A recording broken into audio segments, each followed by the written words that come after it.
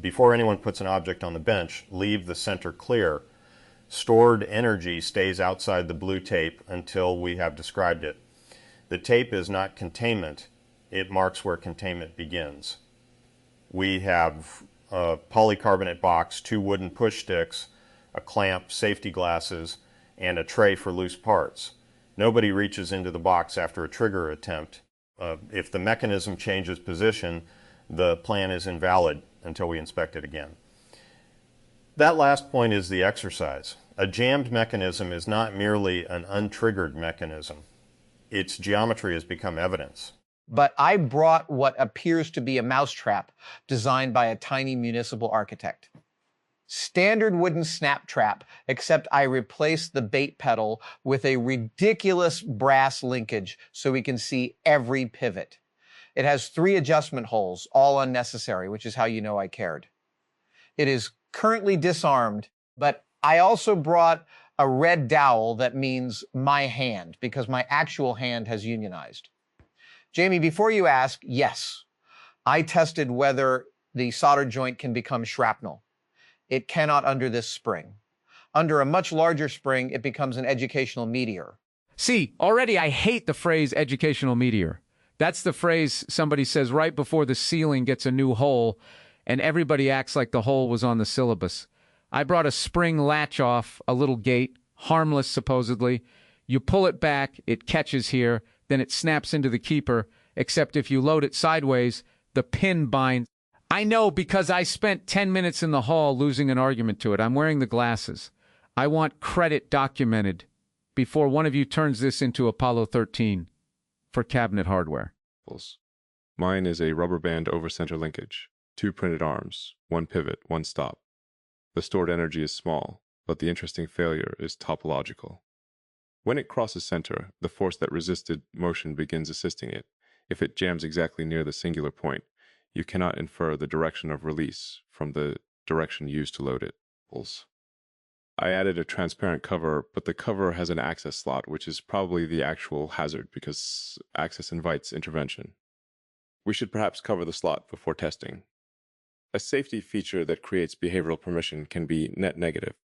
I brought a wooden music box movement with the comb removed, so there are no sharp tines. The key wins a small spring, which turns a governor and a paper drum. I made 1 paper tab too tall so it can catch beneath the guide. The stored energy is little, but when it stops it continues to look composed. That interested me. The jam is invisible unless one notices tension in the key and a slight inclination of the drum. I would like us not to call that hidden energy deceit. The object has made no claim. It is we who mistake stillness for rest. Good. We have 4 mechanisms and 5 operators, which means the first decision is not whose object is most interesting. We choose one and give everyone else a roll. Adam's trap has the clearest moving envelope. We'll start there. Adam describes what can move. Emma identifies ambiguous states. Bill watches for social pressure to proceed. I control the box and call the reset. Adam, put it in disarmed. Then remove your hands. Nobody is invested in making it fire today. If the setup is bad, refusing the trigger is a successful result. But that sentence is going on a plaque, which I realize is exactly the kind of thing you distrust me for doing. I will refrain from manufacturing the plaque during the test. But the moving parts, the bow travels through about 180 degrees. The striker bar crosses this whole rectangle. The brass link can kick upward if the pedal releases unevenly. The spring coils rotate slightly, and the base can translate if the clamp fails. The little adjustment screw could back out, though I have staked it. But my first impulse was to say it cannot, and then I heard the trap laughing at me. Add rebound. The striker can hit the stop and reverse briefly. Also, the mechanism can rotate around the clamp jaw if the base is only restrained at one point. The center of force is offset. You have defined the nominal trajectory, but the failure envelope includes the apparatus that supposedly establishes the reference frame. We should clamp at 2 separated points or add a backstop. I would prefer the backstop because it remains visible. Two clamps may create false confidence if the wood splits between them. Can we pause on how fast that happened? Adam said what moves. Elon found two more things, and nobody had to do the little dance where Adam defends his honor as a mousetrap engineer. That dance is usually half the accident. Somebody says, "Did you account for rebound?" And the other guy hears, "Your father never loved you and your clamp is garbage." Then we lose 20 minutes protecting the clamp's feelings. I'm calling the room clean so far. No pressure. Mild plaque threat, but it passed. There is another ambiguity. The red dowel stands for Adam's hand, but it does not behave like a hand. A hand withdraws when startled and may enter farther when it feels resistance. The dowel can show reach, not response. If we later say the intervention was safe because the dowel remained intact, we will have answered a narrower question than the one our bodies are likely to ask. Could we assign the dowel only the meaning, something must never occupy this volume and not allow it to impersonate a person? But yes, that is better and mildly devastating to my charming visual metaphor. The dowel is now forbidden volume, not a stunt hand. I'm writing that on this removable card, not a plaque. Jamie, the backstop can sit against the far edge and keep the base from yawing. I also want a loose sheet of tissue paper behind the trap, not as protection as a witness, but if anything leaves the expected envelope, it disturbs the paper. A tiny flag for consequences we failed to predict. Use the paper, but place it where airflow from the striker won't produce a false result. There. Now the intervention plan before arming. If the brass link jams, we do not touch the link. We close the lid, attach the external clamp through the side port to the striker bar, and draw the striker 2 millimeters away from its stop. That should unload the pedal enough for the link to fall. If it does not fall, we hold the striker with the clamp and cut the spring using the long-handled cutters. Cutting the spring may produce motion, so the lid remains closed. I disagree with cutting the spring as the second step. A cut changes one stored energy element into two poorly constrained ends. The energy decreases, but the number of movable components increases. We could instead immobilize the bow and striker independently, then remove the spring at its anchored end with a hook tool. Though that creates torsional release. Actually, let's quantify it. The spring is extension loaded mostly along this axis. Cutting at the midpoint gives two retractions inside known corridors if shields are placed here and here. Jamie's method is acceptable if we add internal shields before arming. Wait. Acceptable if we add means it wasn't the plan yet. I'm not busting your balls. This is literally my job. Everybody nodded at Jamie because he sounds like a man who has already watched the slow motion footage. Then Elon found that cutting it creates two new angry pieces, and now we're casually editing the procedure while the object is still safe. Great.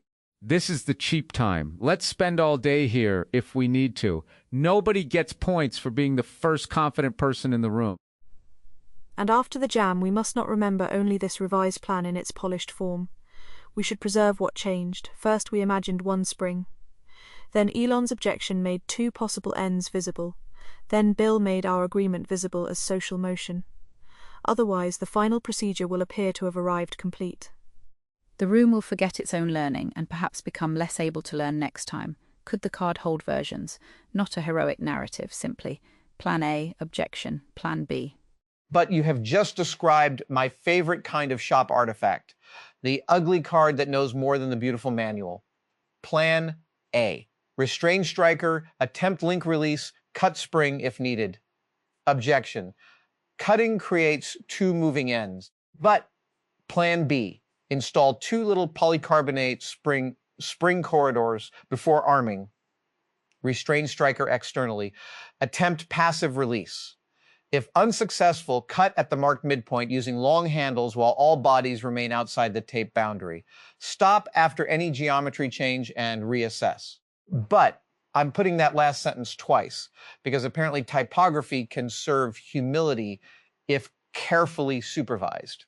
Once is enough. Repetition can make a warning look ceremonial. Read it aloud immediately before the trigger instead. Install the shields, check the clamp, backstop, lid, side port, cutters, and exit path. Bill, verify nobody has drifted inside the blue line. Emma, describe the current state without interpreting it. Elon, tell us what observation would invalidate the disarming plan before we touch anything. Adam, arm it only after those reports. All toes are outside. The audience is back, quiet, and nobody's leaning over the tape trying to get the best angle like the trap owes them content. I'm outside. You're outside. Adam will have to cross briefly to arm it, then come straight back. Also, I can feel the room getting excited because now we have a sequence. That's pressure, even if nobody says go. So for the record, Adam can decide the setup feels wrong after he crosses the line, disarm it normally, and we all still get lunch. Current state. The striker rests against its unloaded stop. The spring is extended only by its installation tension. The brass linkage hangs below the pedal and moves freely when the base is tapped with the external rod. The two clear corridors surround the spring without touching it. The rear tissue is still. The lid is open. The clamp holds the base and the backstop touches the far edge. I notice that the brass link appears delicate, but appearance does not tell me whether it is free. Its response to the tap does. The plan becomes invalid if the base shifts relative to the backstop, if either spring end leaves its clear corridor, if the striker rotates out of the clamp's accessible plane, if the brass link crosses behind the pedal rather than remaining below it, if the lid or side port prevents the clamp from reaching its intended point, or if the tissue moves before triggering, indicating an uncontrolled disturbance. Also, if our view is obscured, a procedure relying on geometry cannot survive loss of state estimation. But I'm crossing. The trap is armed with the striker captured under the bow. The brass link is seated in the middle adjustment hole. I am not inducing the jam yet. I'm withdrawing outside the line. Nothing shifted. Tissue still, spring inside both corridors. And now I am discovering an emotion I know extremely well, the almost unbearable desire to make the thing happen because we have worked so hard to deserve the happening. Bill, I assume this is where you tell me the mechanism does not care about my narrative arc. Yeah, the mousetrap has not read the third act. It doesn't know we've been responsible for 40 minutes. It's sitting there with the same dumb spring it had when you walked in. That's the whole scam of preparation. Sometimes preparation makes you safer, and sometimes it makes you feel entitled to the risk. I'm not saying don't trigger it. I'm saying your excitement doesn't get a vote disguised as evidence. Everybody breathe, look again, and if the card still matches the box, then Jamie calls it. A card matches except for one issue. The external clamp's jaw is set to the unloaded striker thickness. Once the trap fires partially and jams, the striker may stop at an angle, presenting a wider profile. We assumed access remained constant. It may not. Replace the fixed jaw with the loop of webbing. The loop can capture a range of orientations, but it may also pull the striker sideways. Add a guide tube at the port. This is exactly why we do not let a completed checklist become authority over the object. And there it is. The plan changed before the geometry changed because we finally imagined the geometry changing. I love the webbing loop. It feels less precise and is actually more tolerant. That is a category of design I routinely underappreciate because a machined jaw photographs like intelligence. The loop looks like luggage, but yet the luggage survives the airport because it assumes indignity. I'm swapping it now while disarmed. No, correction, while armed. I almost crossed. We need to disarm normally before changing the tool. That correction matters more than the elegance of the loop. You felt the next step as already permitted because we had named it. The named future briefly occupied the present. Please do not make yourself small for that. Let us simply restore the difference. The trap is armed, therefore no crossing. We can disarm it from outside only if the existing plan covers ordinary disarming, and I do not think we wrote that. Our recovery plan began after a jam.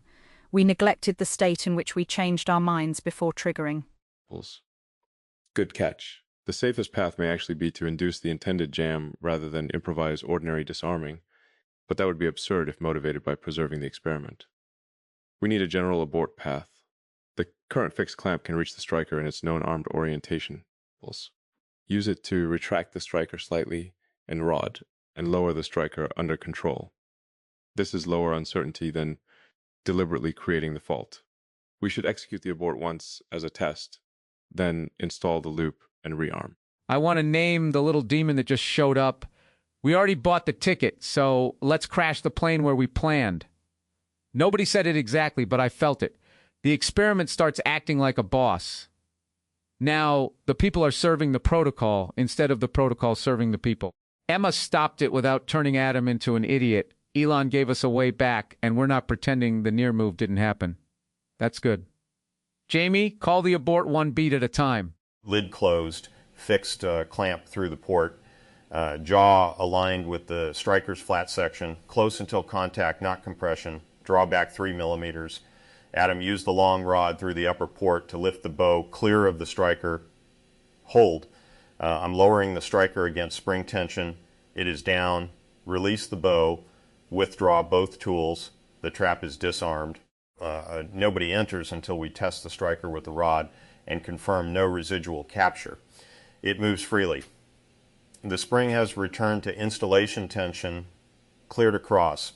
But that was deeply unspectacular, which is suddenly my highest compliment. I'm installing the webbing loop and guide tube. The loop is fluorescent orange because tolerance need not be ashamed of itself. I'm also adding abort from armed state to the card with the steps we just used. But the card now has a greasy thumbprint from me, although I was not supposed to touch it with greasy hands. I choose to regard that as provenance rather than a systems insight. Regard it as a thumbprint. Rearm when ready. But there's the man I remember. All right. Trap armed, link in the middle hole, lid closed, everybody out. To induce the jam, I'll push the pedal diagonally with this forked rod. The diagonal load should rotate the brass link across the pedal edge rather than releasing cleanly. The expected result is partial striker travel, then capture, but unexpected results include full firing, no movement, base rotation, link detachment, shield contact, or tissue movement. The instruction says, after any geometry change, stop and reassess. I have read it aloud. Jamie?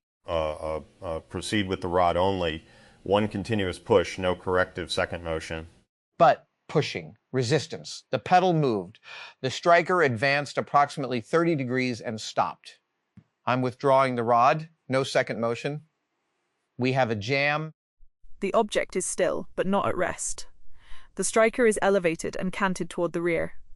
The bow has moved out of its original plane and now touches the right polycarbonate corridor. The brass link is not below the pedal. It has crossed beside it and appears pinched between the pedal and base. The tissue remains still. The rear of the wooden base has lifted slightly away from the backstop. I cannot tell whether the clamp slipped or the wood flexed. The original disarming plan is invalid. 3 explicit conditions failed. The base shifted relative to the backstop, the bow contacts the shield, and the link crossed behind, or at least beside, the pedal. The webbing loop can still capture the striker, but pulling along the guide axis may increase bow pressure against the shield and store energy in the shield itself. The shield has changed from containment into a loaded structural member. We should not touch the striker yet. First, determine whether base motion is elastic flex or clamp slip using an external reference. And everybody just leaned forward without moving their feet. That's fascinating. The body goes, now we finally have the good part. I'm not accusing anybody. I did it too. Back up half a step. There. The 5 people watching backed up too. Good. Also, nobody say, we're not just measuring the base, just nudging the shield, just anything. That word is how your hand gets promoted to disposable probe. Agreed. Use the laser line on the fixed table, not a contact gauge. The rear edge is 1.8 millimeters forward of its initial mark, and the clamp has not moved relative to the table. The wooden base rotated or flexed under load. The backstop prevented further travel but did not preserve alignment. The loaded shield is the primary concern. If it fractures, fragments remain inside the box, but the bow could gain travel containment still holds. Intervention needs revision. We can restrain the bow through the top port before unloading the striker. But I want to propose a soft wedge between the bow and the opposite shield, inserted by a long pusher, not to force it back, only to prevent additional lateral travel. But I can hear the flaw while I'm saying it. The wedge becomes another loaded object, and insertion could scrape the bow off its present contact. But what if instead we restrain the entire polycarbonate corridor externally? There are mounting tabs outside the moving envelope. A bridge clamp across both corridor walls would prevent the contacted wall from bowing farther without entering the box. That is better, provided the bridge does not squeeze the walls inward. It should reference the table and touch the outer wall at its current position, effectively creating a stop rather than a clamp. Then restrain the bow from the opposite side with a second webbing loop through the top ports. We need 2 controlled constraints before changing load, one for the shield, one for the bow. After that, capture the striker. But sequence matters. Capturing the striker may rotate it and alter the bow contact. Bow first, striker second. May I ask what we are trying to preserve? The trap is inexpensive. The brass linkage is replaceable. If our aim quietly includes saving Adam's mechanism intact, we should say so, because that desire may be increasing the delicacy of our intervention.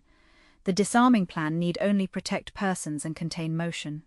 We might immobilize the whole interior with expanding foam introduced through the port, wait for it to cure, and then dismantle the box. It would ruin the trap but end the uncertainty. But, oh, yes, I was absolutely trying to save it, and I had smuggled that into the problem under the word recovery. Thank you. I like this trap. I made the linkage. Its absurd little adjustment holes delight me. But the exercise asked whether the disarming plan remained valid, not whether the artifact earned a sequel. Foam is wonderfully vulgar, but though expanding foam can exert force while curing, and its chemistry and adhesion complicate disposal. We also have bags of fine sand. Could we pour sand through a funnel until every moving element is buried and supported? Sand adds mass gradually and can trigger motion during pouring. It also makes the mechanism difficult to inspect. Foam has similar problems. Both are valid last resort containment methods, but we do not need them yet. Emma's question changes the priority correctly. Preservation is optional. Our first revised plan should permit destructive release. Bridge the shield without preload, loop the bow, loop the striker, then cut the spring at the marked midpoint. The corridors were designed for the 2 ends. Even with changed geometry, both ends remain inside them, though the right corridor is contacted. I'm going to be annoying again. You said the corridors were designed for the 2 ends, but the right one is now doing another job. It's holding the bow. If we cut the spring, the bow may come off that wall and the wall may rebound.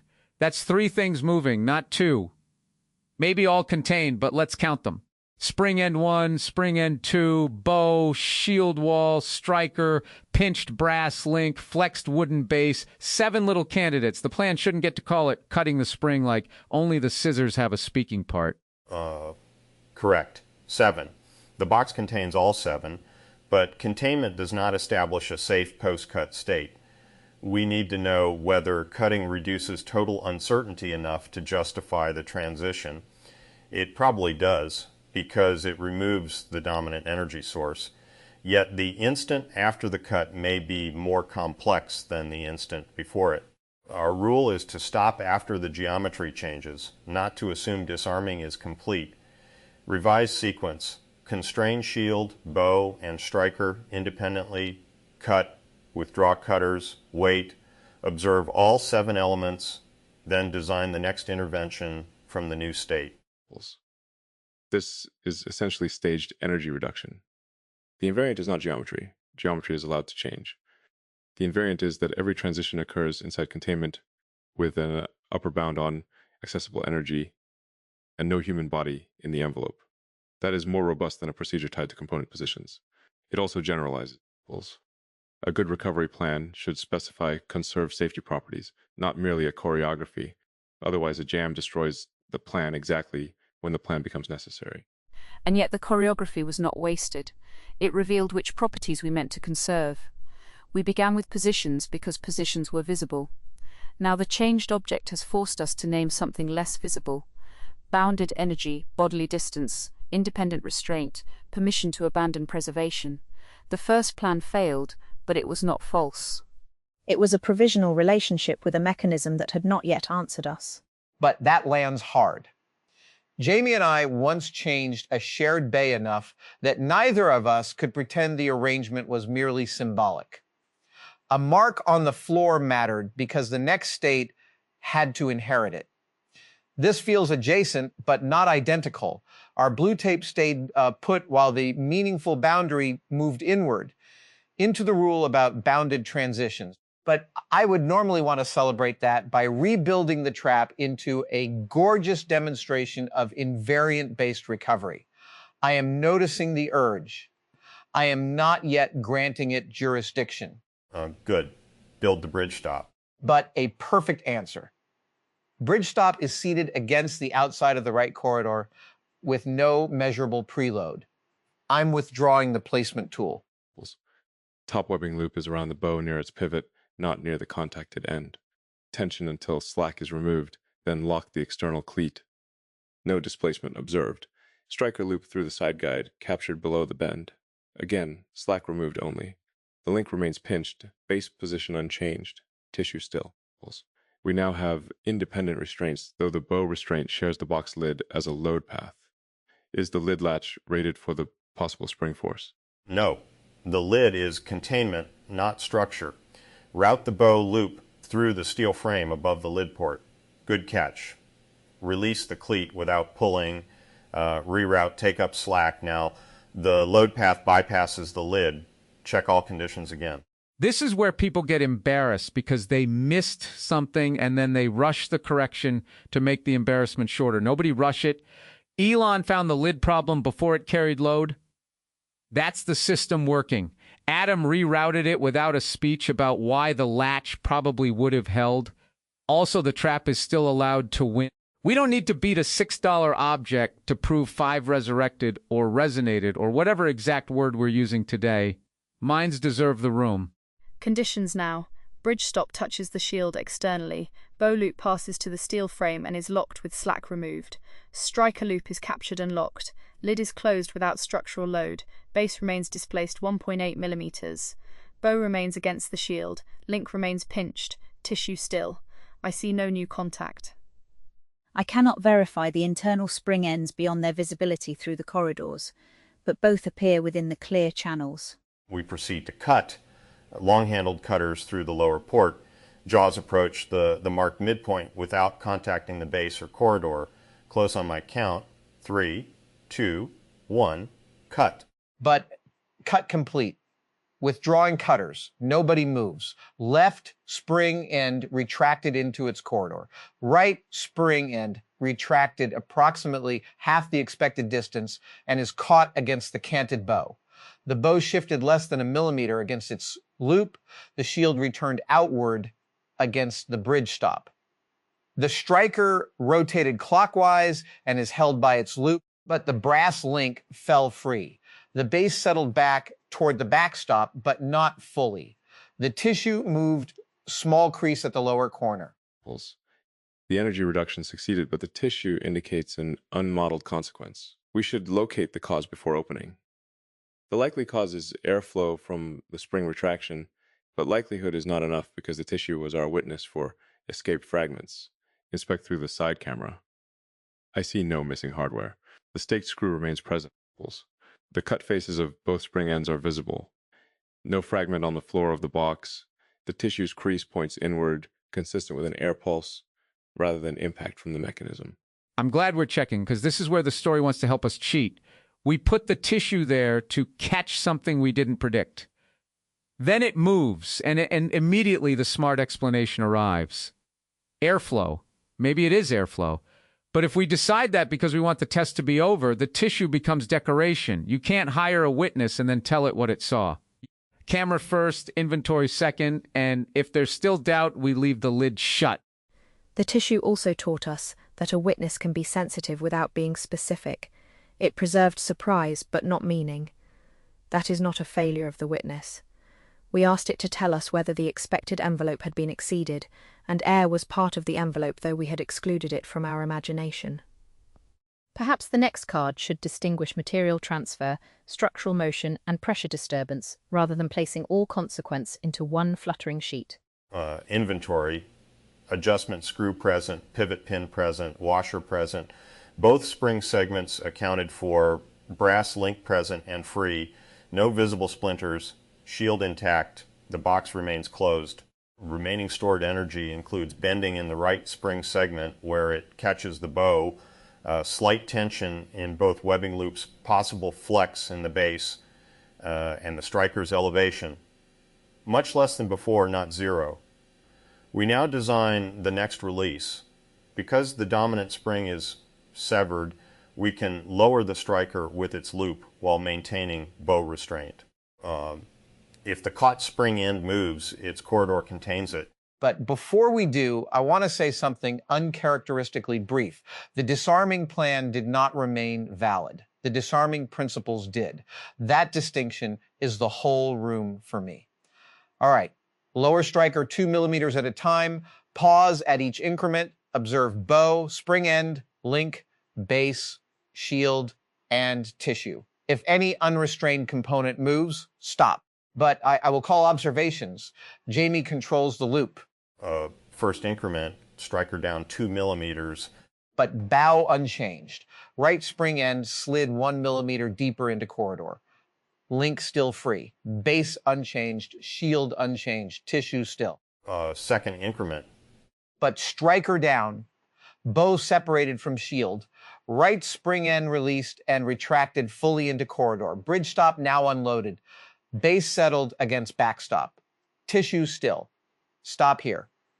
Geometry changed substantially. Reassess. The shield and bridge no longer carry load. The bow remains restrained by its loop. The striker is supported by its loop. Both spring ends are retracted and separated. The brass link is free. Remaining accessible energy is mostly gravitational and minor elastic deformation. We can remove the bridge stop externally, then lower the striker to its mechanical rest. After that, release bow loop tension gradually. This is now close to a conventional disassembly, but we should not let close. Erase the pauses. And nobody got made small. I know that wasn't written on the card, but it was one of the moving parts.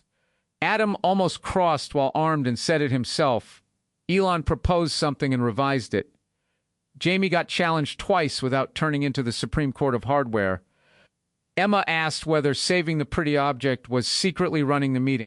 The room didn't use any of those moments as bait. That might be why we still have enough attention left to finish, instead of somebody pretending to listen while privately defending themselves. The human geometry changed with the mechanism. At first our circle leaned toward a desired event. After the jam we widened. When the tissue moved, we nearly narrowed around an explanation and then widened again. Bill has been watching that radius. It seems a recovery plan also needs a way to notice when the group's shape changes, who approaches, who becomes silent, whose confidence begins functioning as stored energy. Not all containment is made of polycarbonate.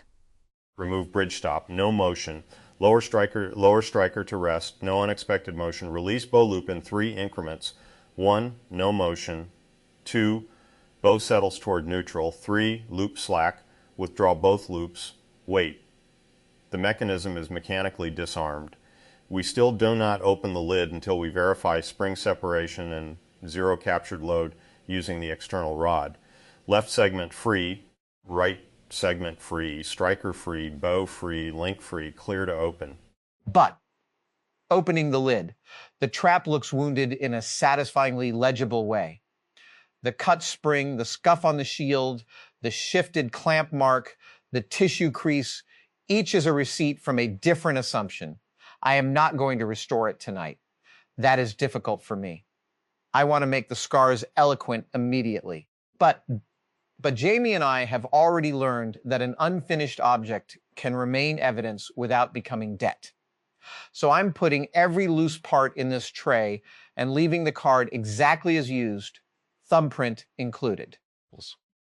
The next test should be whether a new group, given only the apparatus and card, can reconstruct the safety invariance without inheriting our conversational context.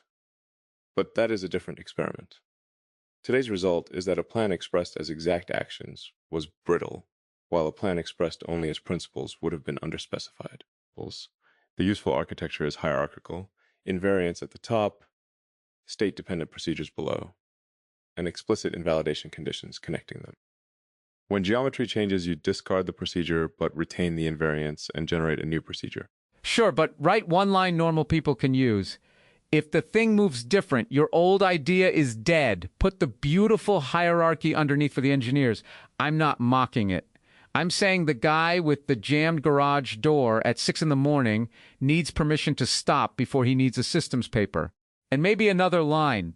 Don't save the object at the price of the person. That one travels pretty well outside the shop, too.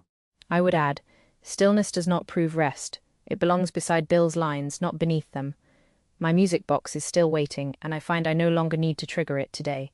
Its hidden tension has already participated. The room gave me another image for the reflected door in the black bowl.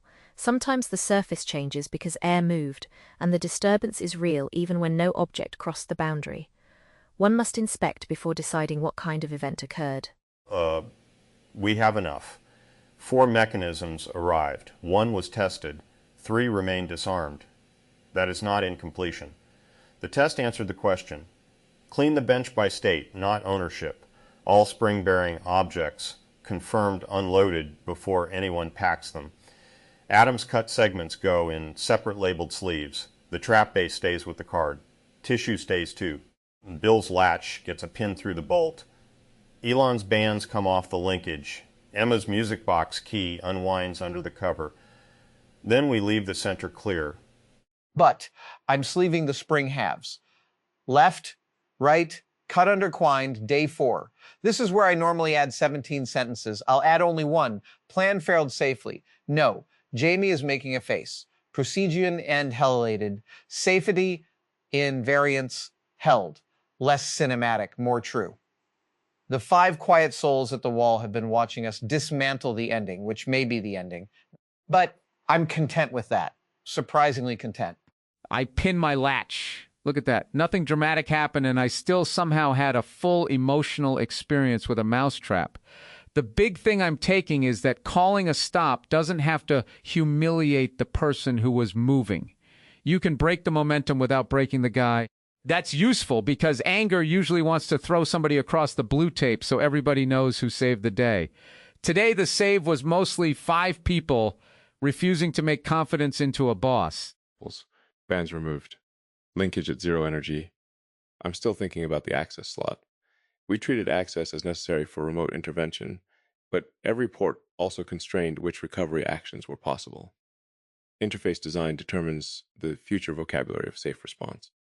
A sealed box contains better, but cannot be manipulated.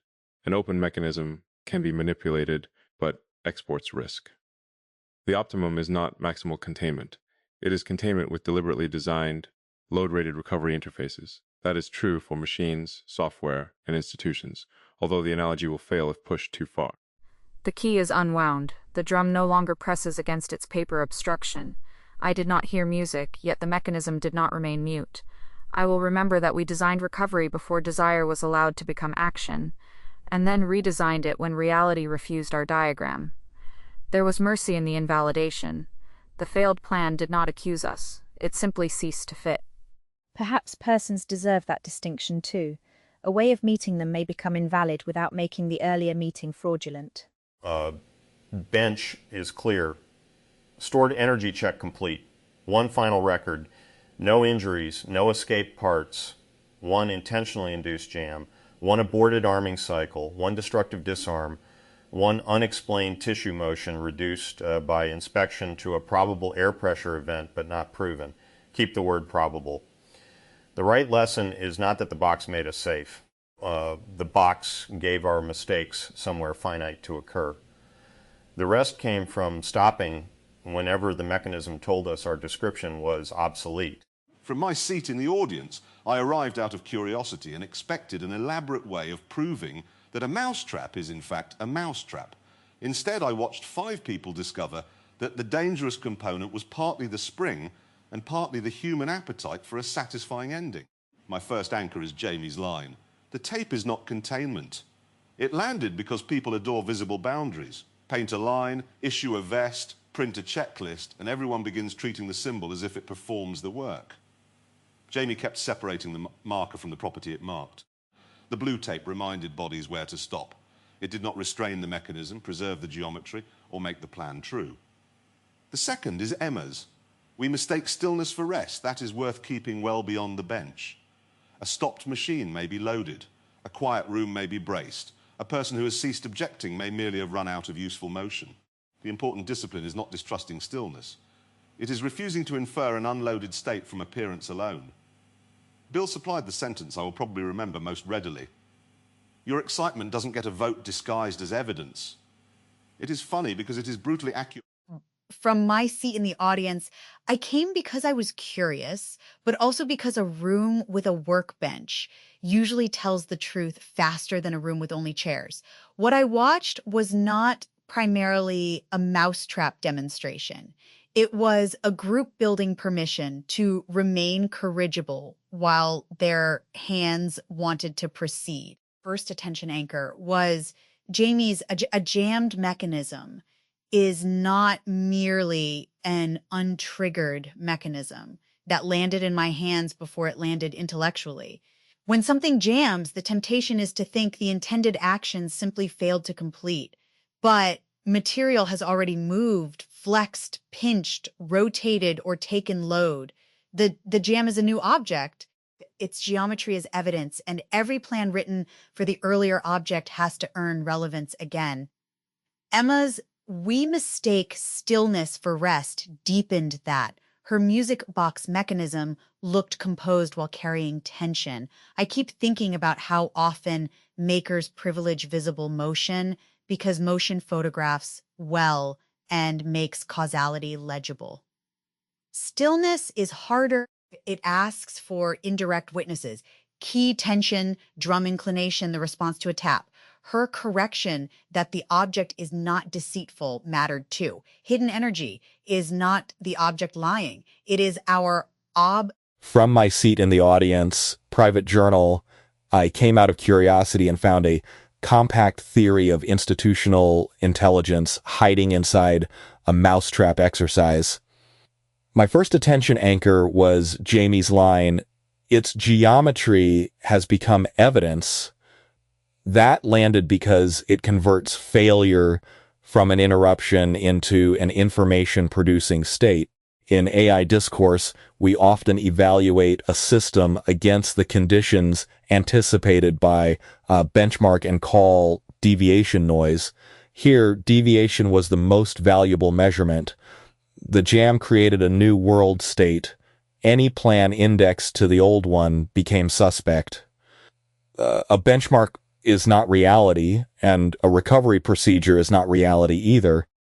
Both are conditional models whose assumptions must remain visible. The second anchor was a safety feature that creates behavioral permission can be net negative. Elon said this about the access slot, but the principle scales. Guardrails alter user behavior. Insurance alters risk appetite. Productivity gains invite higher throughput. A safety measure cannot be evaluated solely by its mechanical protection. One must include the behavioral equilibrium it creates. I should carry this into my treatment of AI governance. Apparent containment may increase